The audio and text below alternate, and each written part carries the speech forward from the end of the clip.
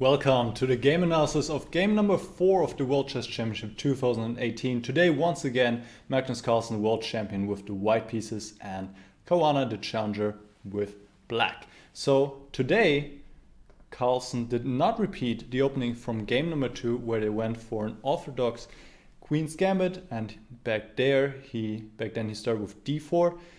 Instead, today it was 1c4, the English opening. And Caruana responded with e5, knight c3, knight f6. And funnily enough, we see a reverse Sicilian here. So it's white who's playing the Sicilian. And in fact, after g3, we could have gotten another Rossolimo, this time reversed with bishop b4 followed by bishop takes c3. But supposedly Caruana had enough of these kind of positions and he had prepared something else, the open Sicilian you could say. And now we have a reversed dragon variation here. Bishop to g2, and here Caruana had a rare move in store, the move bishop to c5. The main moves are knight to b6 and bishop e6, but bishop c5 was a move that Caruana had played already with either color, and we'll get back to that shortly. Castle, d3, rook e8. This position Caruana had with both colors, with white and with black, and not too long ago. With white he had it against Michael Adams in the London Chess Classics 2017, and there he played the move knight g5 and won after a long struggle. And then this year in Paris in June he played with black against Wesley So, and Wesley played the same move as now Carlsen did, which is the development move bishop to d2. Now we still follow the So game, knight takes c3, bishop takes c3, knight to d4, and now Carlsen deviates with b4, Wesley So had played rook to c1. Interestingly enough, Carlsen took 5 minutes to play this move and also the next one here, rook b1, which is a little bit surprising because, well, obviously you could expect him and his team to have checked these games and prepared this line. So probably Carlsen just took some time to recollect his thoughts. In this position of the rook b1, Caruana took on f3, bishop takes f3, and now we have a position on the board with equal material. Both sides have the bishops and of course the heavy piece on the board. And what are the typical plans here? Well, white would like to play on the queen side, so push these pawns forward and then use the power of the bishop on this long diagonal to get some pressure on these queenside pawns. In the meantime, black would like to simply finish his development and prevent or weaken this assault on the queenside. And this is what Caruana does here by going a6. In fact, another option would have been to go c6. Maybe it's even a little bit more precise, because if white now plays the move a4, black could immediately develop the bishop and then play a move such as rook c8 to stop b5, because then black could take the pawn. And the difference of playing c6 over a6 is that now the pawn on b7 is not attacked by the bishop anymore. This is just a different way to handle the position. a6 is also fairly sound. Now, of course, white wouldn't play b5 now because black could take and then open up the a file to his benefit. So white prepared b5 once more and went a4. And Caruana played now c6 to weaken this b5 move. But still, b5 is the move to be played here. This is the first critical moment in the game. And here, Carlsen played the mysterious move. He played the rook move, rook e1.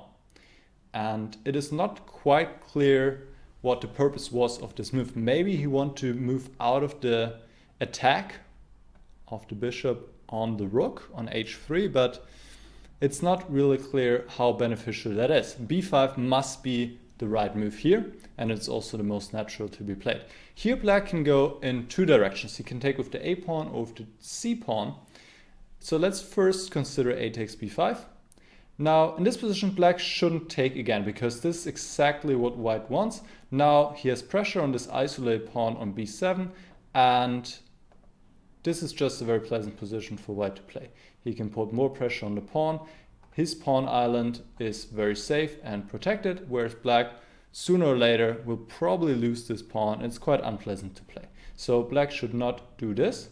but instead play bishop d7 here, so at least the isolated pawn is on c6 in the end, where it's a little bit better defendable. For example, black could play it forward, one move to c5, and it is not too bad. However, still, white is the only one who can be better here, that's for sure, because white has this one pawn island and black has the two pawn islands, this isolated pawn and another pawn island here, and this isolated pawn will cause them a little bit of a headache. So this is a risk-free position for white to pressure and play, and seems like a position that would suit Magnus.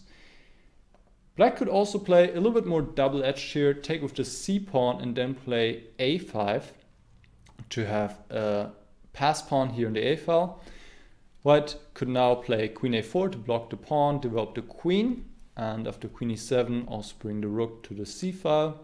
Now black goes bishop f5. This is why the queen went to e7 to protect the pawn on b7. And in this position, it seems that white is also a little bit better. White could play a move like b6 here, and the bishop is still eyeing this pawn on b7. The pawn on a5 could also be a target sometimes. This is a little bit more of a double-edged position because black on the other hand also has the outside pass pawn, which could become quite a valuable asset, especially if we enter an endgame. But okay, at this point we're far away from endgame and it's quite a complex and unclear position. And this is what white needs to go for, because after rook e1, black simply goes bishop d7, and in this way more or less stopping b5. If white now played b5, then black could probably just take it all off, and in this position play the rook somewhere, let's say to a4, and with the pawn on b5, the pawn is not really a weakness anymore, and you can imagine it even moving up further down the board and maybe even becoming a strong pass pawn. So it's a different situation here, the pawn already advancing. So Carlsen did not go for b5. He played e3, and now Caruana responded with queen to f6, develops the queen. That makes sense. Bishop e4 to open up the diagonal for the queen. And here black's completely fine. Caruana could play rook a8, h6. A lot of different moves are possible here. Even maybe something like queen h6 followed by f5 would be interesting, but he decided to force matters a little bit and offer the trade of the bishops. And really, white's only critical move was the move that Carlsen played, is queen to f3, but Caruana judged rightly so that the ensuing endgame is not to be worried about. He doesn't need to worry about the endgame. So let's see what happens. Queen f3, bishop takes e4, the queens come off, and we reach this endgame, which is a curious pawn structure. White has double pawns on the e file, black has double pawns on the f file. White has 5 pawns here on the king side, whereas black has 4 pawns. That means black has this majority here on the queen side, but he cannot really use it. It's actually to the opposite. He has to be a little bit careful about these pawns and that they're not becoming too weak. If anybody is more comfortable here, it is white, but I think the position is simply equal. And Caruana plays a good move now. He goes b5, stopping any b5 from white, and also fixing this pawn on b4, which is on the same color as the dark square bishop. And now white always has to defend this pawn and cannot focus all his forces on the attack of this pawn, for example. Let's see how it continues. Rook e d1 attacks the bishop retreats, a takes b5, a takes b5, and now king to g2. Carlsen improves the position of his king. Rook dc1. Carlsen avoids the rook trade because that would definitely ease the black defense, and he plans on retreating with the bishop to e1 and attack the pawn c6. King g7, bishop e1. Now Caruana defends it. Rook c2.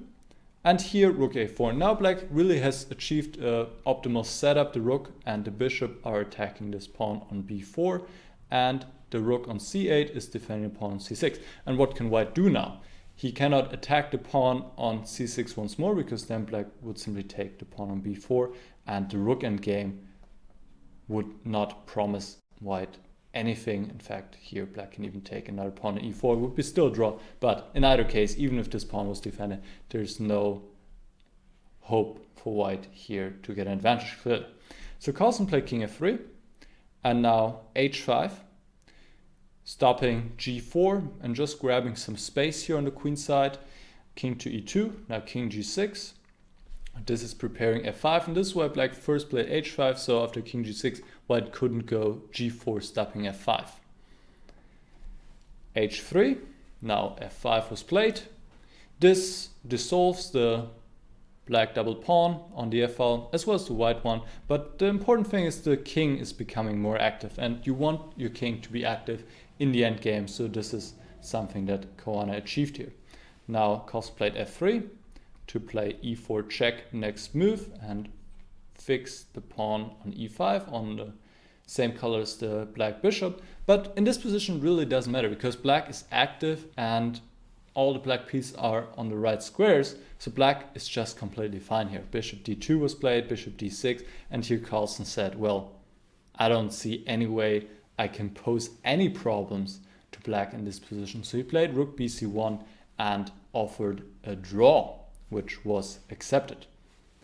Now white is attacking the pawn on c6. Black could maybe take on b4, but he doesn't need to. He could also just defend the pawn on c6 and then attack the pawn on b4 again, when white probably just has to retreat, and this could lead to a move repetition anyway. So in this position, the players agreed to a draw, and interestingly enough, we've had 4 games, 4 end games, and we've had 4 draws. Today, I would say, was the game where neither player really had no chances. Nobody had any chances. In this game, once again, as in game 2, Caruana neutralized Carlsen's opening advantage.